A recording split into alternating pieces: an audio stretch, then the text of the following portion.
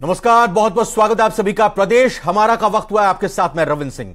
सबसे पहले खबर टोंक से, जहां पर सभा को संबोधित करते हुए पायलट ने बड़ी बातें कही। उन्होंने कहा हर 5 साल में चुनाव आते हैं और जनता फैसला करती है। हम कुछ भी करें, अंतिम फैसला नीली छतरी वाले का होगा। ऊपर वाला भी वही चाहता है जो जनता चाहती है, और जनता वही चाहती है जो आपका मन कहता है, और आपका मन हमेशा सही कहता है, ऐसा मैं मानता हूं। आज आपके बीच आशीर्वाद लेने आया हूं और धन्यवाद करने आया हूं। प्रदेश की जनता, किसान, युवाओं ने हमेशा हमारा साथ दिया है। जोधपुरिया धाम में गुर्जर समाज के लोगों के बीच पायलट ने बातें कही। देव नारायण मंदिर में हजारों की भीड़ में सचिन पायलट ने कहा, गुर्जर समाज के आराध्य देव देव नारायण मंदिर का लक्खी मेला था ये, जहां जोधपुरिया धाम में 3 दिवसीय मेले के कल समापन कार्यक्रम होंगे। जनता निर्णय करती, साल चुनाव आते हैं, जनता निर्णय करती है। ये परमपिता परमेश्वर और पायलट साहब कहा करते थे, हम कुछ भी करें, अंतिम निर्णय नीली छतरी वाले का होगा। जो वो चाहेगा वही होगा, और ऊपर वाला वही चाहता है जो जनता चाहती है। जनता वही चाहती है जो आपका मन कहता है, और आपका मन हमेशा सच कहता है, मैं ऐसा मानता हूं। और वहीं उत्तर प्रदेश के डिप्टी सीएम केशव प्रसाद मौर्य ने अलवर में बीजेपी की परिवर्तन संकल्प यात्रा को संबोधित किया और कांग्रेस सरकार पर खूब निशाना साधा। मौर्य ने कहा कि राजस्थान की जनता कांग्रेस के शासन से त्रस्त है, इसीलिए 2023 में होने वाले विधानसभा चुनाव में भाजपा की सरकार बनेगी। वहीं राजस्थान विधानसभा में नेता प्रतिपक्ष राजेंद्र राठौड़ ने कहा है कि कांग्रेस सरकार के शासन से जनता तंग आ चुकी है, अब परिवर्तन की लहर, और जो भीड़ आ रही है वो इस चुनाव में कांग्रेस के विरोध में मतदान करेगी और भाजपा सत्ता में आएगी।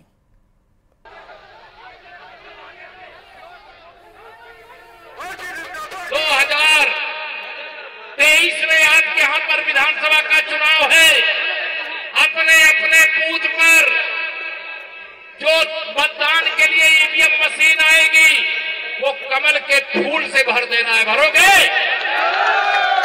संकल्प यात्रा में अपार जनसमूह उमड़ रहा है। इस बार अलवर जिले में कांग्रेस का सुपड़ा साफ होना है। अलवर ग्रामीण में श्रृंखी की भीड़ को आप देख रहे हैं, अंदाजा लगा रहे हैं कितनी बड़ी संख्या में लोग आए हैं। इस बात का द्योतक है कि लोग बदलाव चाहते हैं, सिर्फ बदलाव चाहते हैं, और ये बदलाव इस बार। और वहीं डग विधानसभा सीट में बीजेपी की परिवर्तन यात्रा के दौरान पूर्व विधायक रामचंद्र सुनारीवाल का विरोध देखने को मिला। जनसभा में मौजूद डग क्षेत्र के कई बीजेपी कार्यकर्ताओं ने और सोंधिया राजपूत समाज के लोगों ने पूर्व विधायक रामचंद्र सुनारीवाल के पोस्टर फाड़ दिए और जमकर नारेबाजी की। सभी ने रामचंद्र सुनारीवाल पर चुनाव के समय एक्टिव होने का आरोप लगाया है। कार्यकर्ताओं से हाथ जोड़कर विनती है, शांत आप सभी। हमारा एक ही कहना है कि सुनारीवाल 5 साल से चुप रहा था, और आज फोटो लगा कर समाज को गाली दी, हमारे समाज को गाली दी, रोड के पैसे खा गया है। सुनारीवाल का पोस्टर फाड़ा, क्यों फाड़ा है? कारण तो होगा कोई। वही ये अपनी राजनीति, वो किसी की मानता नहीं, वो सच आदमी है, बिना दाग का आदमी है वो, इसलिए लोग पीछे लग रहे हैं उसके। किसी की नहीं मानता, वो जो काम होता है वो करता है। वो टिकट लेकर आएगा। हाँ, टिकट तो मिलेगा उसको। पिछले 2.5 साल से भुगतान न होने से परेशान मुंडवा पंचायत समिति के 31 सरपंचों ने अपनी पीड़ा कांग्रेस के पर्यवेक्षक मधुसूदन मिस्त्री और अमित सियाग को बताई। दरअसल सरपंचों ने जो विकास कार्य और मनरेगा के काम करवाए हैं, उनका भुगतान 2.5 साल से नहीं हुआ है। हैरानी की बात तो यह है कि 8 बार जांच भी हो चुकी है और इन सभी 31 ग्राम पंचायतों को हर बार क्लीन चिट मिली है। इसके बावजूद पंचायती राज विभाग द्वारा भुगतान नहीं किया जा रहा है।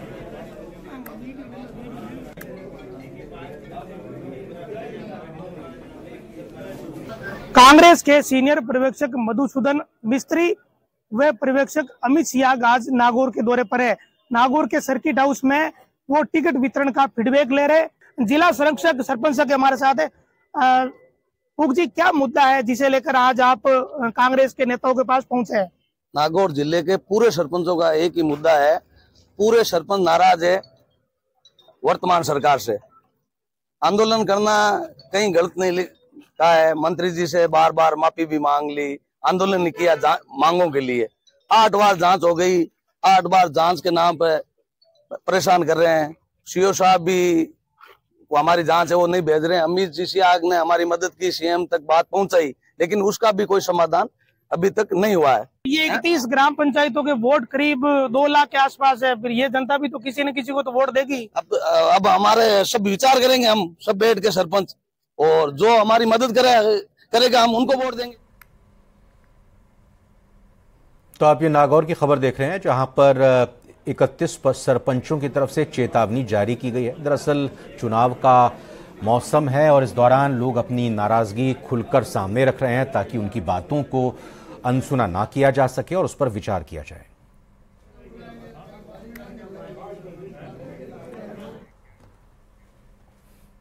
भरतपुर जिला कलेक्ट्रेट सभागार में आज जिला कलेक्टर लोकबंधु यादव समेत अन्य अधिकारियों ने राजनीतिक दलों के प्रतिनिधियों के साथ एक बैठक आयोजित की। बैठक में बीजेपी नेता यश अग्रवाल, कांग्रेस जिला अध्यक्ष प्रतिनिधि समेत अन्य राजनीतिक दलों के प्रतिनिधि मौजूद रहे।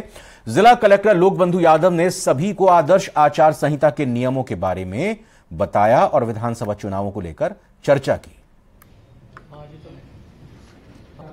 भरतपुर कलेक्टर माननीय लोकबंधु जी के नेतृत्व में आज इलेक्शन कमीशन ऑफ इंडिया के द्वारा जो आगामी विधानसभा चुनावों को लेकर जो इलेक्शन कमीशन ऑफ इंडिया की तरफ से जो परमिसेबल जो आप काम कर जो प्रत्याशी काम कर सकते हैं और जो नॉन परमिसेबल जो कार्य हैं जो प्रत्याशियों को जिसके लिए रोका जाना चाहिए, तो उसके बारे में विस्तारित सूचना दी गई। आज सभी राजनीतिक दलों के प्रतिनिधियों के साथ हमने डिटेल में जो चुनाव आयोग के निर्देश कि आप वोटर हेल्पलाइन है, जो भी संबंधित वोटर के लिए ऐप बनाई गई उनके बारे में जानकारी दें। साथ ही जो स्पेशल समरी डिवीजन चल रहा है उसके बारे में जानकारी दें और एमसीसी जो मॉडल कोड ऑफ कंडक्ट है उसके क्या प्रोविजन, एमसीसी लागू होने के बाद क्या क्या जाता है, इसके संबंध में उनको जानकारी दी जाए। इसके लिए पीपीटी के माध्यम से भरतपुर में मुख्य सचिव के आदेशों की अवहेलना की जा रही है। ऐसा क्यों कह रहे हैं हम? क्योंकि मुख्य सचिव के आदेशों के बावजूद उपखंड स्तर और जिला स्तर पर कार्यालय में अधिकारियों के चार्ज स्थानांतरण नहीं किए गए हैं। एक ही पद पर 8 साल से ज्यादा समय हो गया और एक ही और वहां पर कर्मचारी की नियुक्ति से लोग परेशान हैं। सिर्फ एक ही कर्मचारी वहां पर नियुक्त है। लोगों का कहना है कि अधिकारियों को गुमराह कर कर्मचारी कार्यों में बाधा उत्पन्न कर रहे हैं, जिसको लेकर कई बार जिला कलेक्टर समेत अन्य अधिकारियों को शिकायत भी की गई। बयाना, रूपवास, वैर भुसावर समेत कई उपखंड में कर्मचारियों को कई वर्ष होने के बावजूद उनके चार्ज स्थानांतरण नहीं किया गया है। देखिए, ये तो जो है मुख्य सचिव महोदय के आदेश है, तो पालना करनी ही होगी और निश्चित रूप से पालना की भी जा रही है। अगर इस तरह कोई केसेज भी होंगे तो जानकारी में आएंगे तो संज्ञान में आवश्यक कार्रवाई। कारण मैं समझ पा रहा हूँ क्योंकि जो सैंक्शन स्ट्रेंथ है उसके अकॉर्डिंग स्टाफ नहीं होता है। अगर 5 व्यक्तियों की स्ट्रेंथ है तो 2 या 3 आदमी तो उसको एसडीओ उसको काम तो कराना पड़ेगा। फिर भी हम देख लेते हैं, अगर इस तरह का कोई इश्यू होगा तो निश्चित रूप से कार्रवाई करवाएंगे। मुख्यमंत्री अशोक गहलोत विधानसभा चुनावों को लेकर आचार संहिता लगने से पहले राजधानी जयपुर वासियों के करीब आधा दर्जन से ज्यादा प्रोजेक्ट्स की सौगात देने जा रहे हैं। करीब 2,500 करोड़ रुपए से ज्यादा के प्रोजेक्ट का शिलान्यास और लोकार्पण किए जाएंगे। 21 सितंबर से 23 सितंबर के बीच नगरीय विकास विभाग के कई प्रोजेक्ट प्रदेश की जनता को समर्पित किए जाएंगे। इनमें गांधी वाटिका, लक्ष्मी मंदिर underpass, bus terminal, Ramniwas parking और जयपुर मेट्रो के फेज 1C और फेज 1D का शिलान्यास कार्यक्रम शामिल है। गांधी वाटिका का लोकार्पण कार्यक्रम 21 सितंबर से लेकर 23 सितंबर तक चलेगा। ये पूरा जो गांधी वाटिका है, इसीलिए हमने इसको म्यूजियम भी नहीं कहा, क्योंकि म्यूजियम में तो ज़्यादातर बीती हुई बातों का संग्रह होता है, लेकिन वैसी बातें जिनका रिश्ता भविष्य के साथ है उसको म्यूजियम नहीं कह सकते। इसीलिए इसको हम लोगों ने वाटिका कहा। वाटिका यानी जहाँ हर दिन नए फूल खिलते हैं, हर दिन नए विचारों के अंकुर होते हैं। आपको हर दिन एक नया परिदृश्य दिखाई देता है जिसमें आप खुद को खोजते हैं कि हम इसमें कहाँ हैं। ऐसी एक चीज़ मेरे शब्दों में बड़ी अनोखी सी चीज़ बनी है और जैसा मैंने आपसे कहा, देश भर के कई सारे लोगों ने मिल करके इसको खड़ा करने की कोशिश की है, जिसका उद्घाटन 23 तारीख को होने जा रहा है। 3 दिनों का कार्यक्रम है। राजधानी जयपुर में पर्यटन विभाग सिलसिलेवार कई कार्यक्रमों का आयोजन करने जा रहा है और सभी कार्यक्रम जयपुर बाय नाइट प्रोग्राम से होंगे और ये कार्यक्रम 22 सितंबर को जयगढ़ फोर्ट से शुरू होंगे। 23 सितंबर को महिलाओं की कार रैली का भी आयोजन होगा और इस कार्यक्रम को यादगार बनाने की पूरी कोशिश की जा रही है। साइकिल रैली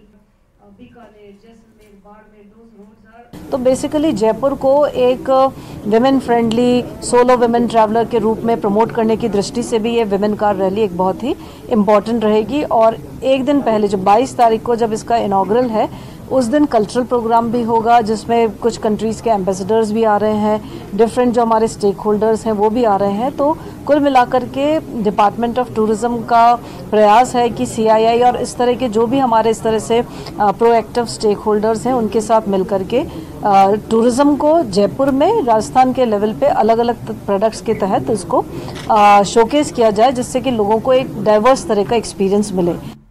झुंझुनू के इंडाली फाटक के पास ट्रेन की चपेट में आने से एक सैनिक की मौत हो गई। मृतक की पहचान रतन सिंह के रूप में हुई है। मौके पर कोतवाली पुलिस ने शव का पोस्टमार्टम कराकर शव परिजनों को सुपुर्द किया। रतन सिंह की श्रीनगर में पोस्टिंग थी और 10 दिन पहले ही वो छुट्टी पर आए थे। पुलिस मामले की जांच कर रही है।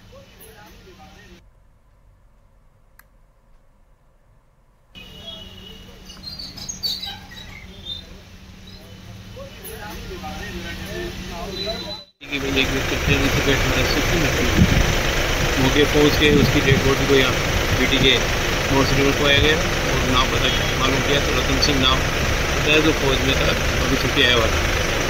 डेड बॉडी रखवा दी गई है और रिपोर्ट प्राप्त कर ली गई है। मृतक करके अपनी कार्रवाई की जा रही है। 25 सितंबर को बीजेपी की परिवर्तन संकल्प यात्रा के समापन पर प्रधानमंत्री नरेंद्र मोदी जयपुर आएंगे। पीएम के दौरे को देखते हुए दौसा में बीजेपी जिलाध्यक्ष प्रभु दयाल शर्मा ने एक प्रेस वार्ता की। बताया कि प्रधानमंत्री नरेंद्र मोदी की सभा में दौसा से 20,000 कार्यकर्ता भाग लेने पहुंचेंगे। उन्होंने कहा कि इसके लिए बूथ स्तर के पदाधिकारी को पाबंद कर दिया गया है। कांग्रेस के पिछले 5 साल के कुशासन के खिलाफ बीजेपी पुरजोर तरीके से सड़क पर प्रदर्शन कर रही है और इसी कड़ी में प्रदर्शन में परिवर्तन यात्राएं निकाली जा रही हैं जिनको जबरदस्त समर्थन मिला है।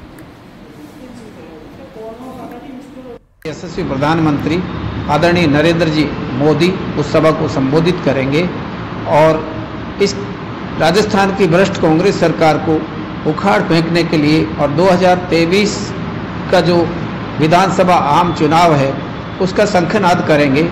कार्यकर्ताओं को राजस्थान के अंदर सुशासन स्थापित करने के लिए सुशासन वाली भारतीय जनता पार्टी का शासन लाने के लिए प्रेरित करें। राजधानी जयपुर के पास गोविंदपुरा में करीब 5 करोड़ की लागत से बना जैव विविधता पार्क 22 सितंबर को जनता के लिए खोला जाएगा। करीब 100 हेक्टेयर में बने इस पार्क में 38,000 पौधे लगाए गए हैं। साथ ही इस पार्क में 65 से ज्यादा प्रजातियों के पेड़ पौधे लगाए गए हैं। कृषि मंत्री लालचंद कटारिया के मुताबिक इससे आमजन को जैव विविधता को समझने और उसे बचाने के लिए निजी स्तर पर सहयोग मिलेगा। कालवा रोड पे गोविंदपुरा गांव है। गोविंदपुरा गांव में एक पुरानी जिसको लोग जंगलात की जमीन कहते थे, बायोडाइवर्सिटी फॉरेस्ट, वो करीबन 100 हेक्टेयर का है, यानी 400 बीघा के आसपास। उसमें JDA द्वारा उसको डेवलप किया गया है और जैसा सेंट्रल पार्क है उसको धीरे धीरे JDA उसको विकसित कर रहा है। काफ़ी कुछ काम उसमें हो गया। तो 22 तारीख को हेमाराम चौधरी जी और हमारे स्वयं शासन मंत्री धारीवाल जी और हम सब लोग रहेंगे और उसका औपचारिक उद्घाटन होगा। लगातार उसमें पैसा लग रहा है। JDA में पैसा मुख्यमंत्री जी के बजट घोषणा में पहले जारी हो चुका है। अंदर जैव विविधता पार्क की शुरुआत की जा रही है। 22 सितंबर को ये जैव विविधता पार्क जनता को समर्पित किया जाएगा, जिसमें 65 किस्म के पौधे लगाए जा रहे हैं। फिलहाल वन विभाग की कोशिश ये है कि इस तरह के जैव विविधता पार्क बना करके प्रदेश के अंदर पौधों की लुप्त होती प्रजातियों को बचाया जाए। उम्मीद की जानी चाहिए कि इस जैव विविधता पार्क से न सिर्फ पौधों की प्रजातियों को संरक्षण मिलेगा, बल्कि इसी तरह के जैव विविधता पार्क प्रदेश के सभी जिलों में बना करके वन विभाग जो प्रदेश के अंदर हरियाली और राजस्थान की मुहिम है उसे भी आगे बढ़ाएगा और जैव विविधता संरक्षण में भी मजबूती लाएगा। कैमरा पर्सन मान सिंह के साथ में अरबाज अहमद, न्यूज़ 18 के लिए जयपुर से। और इन खबरों के बीच एक ब्रेकिंग न्यूज आ रही है राजसमंद से, जहां के आमेठ से खबर है। आमेठ थाने के ASI निसार अहमद को ट्रैप किया गया है। ACB की तरफ से 40,000 रुपए की रिश्वत ले रहे थे वो। एंटी करप्शन ब्यूरो ने उनको ट्रैप किया है और कार्रवाई नहीं करने के एवज में ASI ने ये रिश्वत मांगी थी। 40,000 की रिश्वत ये मांगी थी, कहकर कि आपके ऊपर जो कार्रवाई होनी है वो मैं नहीं करूंगा।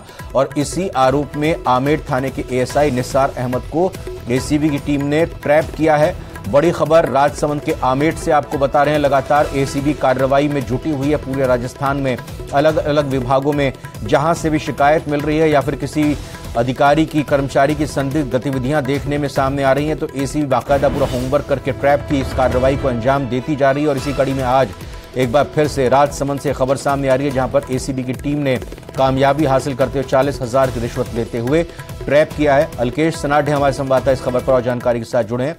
अलकेश, क्या कुछ बताया जा रहा है एसीबी की तरफ से? जी, मैं आपको बता दूं, ये राजसमंद एसीबी ने एक बड़ी कार्रवाई की है। आमेर थाने में कार्रवाई की और आमेर थाने में जो एएसआई है निसार अहमद, उनको दलाल के मार्फत 40,000 रुपए की रिश्वत लेकर ट्रैप करने की फिलहाल जो प्राथमिक सूचना मिल रही है।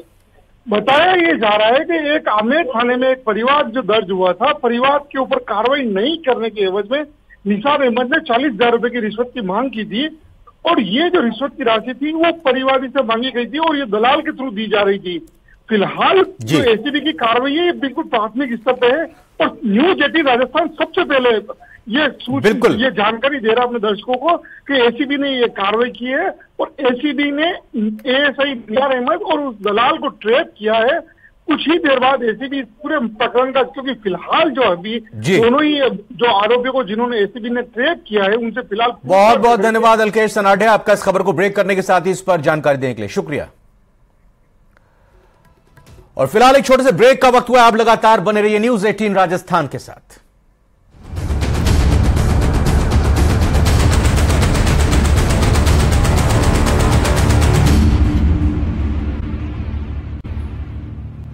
ब्रेक के बाद स्वागत है आपका। बात अब करते हैं बीजेपी की परिवर्तन संकल्प यात्रा की, क्योंकि राजस्थान के रामदेवरा से शुरू हुई बीजेपी की तीसरी परिवर्तन यात्रा अपने अंतिम पड़ाव में पहुंच चुकी है। ग्रामीण इलाकों से होते हुए 21 सितंबर को जोधपुर के गांधी मैदान में सभा के रूप में इस यात्रा का समापन होगा, जहां केंद्रीय जल शक्ति मंत्री गजेंद्र सिंह शेखावत इस सभा को संबोधित करेंगे। साथ ही सभी नेता बीजेपी के इस दौरान मौजूद रहेंगे और वहां सभा में बीजेपी के तमाम दिग्गज की मौजूदगी में गजेंद्र सिंह शेखावत अपनी बातों को रखेंगे।